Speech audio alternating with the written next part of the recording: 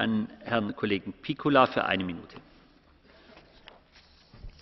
Priključujem se svima koji prepoznaju štetnost ove direktive te podržavam da se prijedlog Komisije odbije.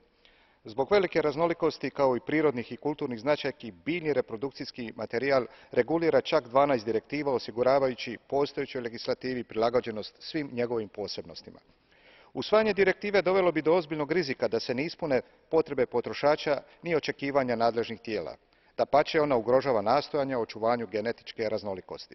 Također, direktiva bi doprinijela dodatnom oligopolu najvećih tvrtki, od kojih 3 najveće već sada kontroliraju 53% svjetskog tržišta sjemenjem, a 10 najvećih kontrolira čak 73% tržišta. Dodatne administrativne barijere mogle bi fatalno ugroziti male proizvođače. Tijekom nedavnih rasprava o uvođenju dodatnih GMO vrsti, većina građana Europske unije jasno se izrazila za očuvanje autohtonih sorti i protiv modifikacija. Smatram da Parlamentu, koji o implementaciji ove direktive ravnopravno odlučuje, treba više vremena kako bi se pitanje reproduktivnog materijala reguliralo na ispravan način i u interesu građana Unije. Hvala.